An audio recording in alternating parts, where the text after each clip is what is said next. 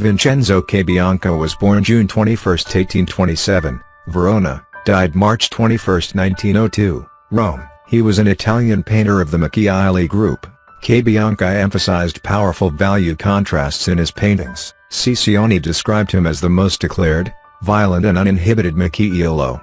Angelo de Gubernatis, who termed the Macchiaioli enemies of all conventionalism and accurate researchers of effects, described Cabianca as principally interested in the effects of sunlight. Gottardo Garollo in his Dizionario Biografico describes Cabianca as a painter of the effects of the sun.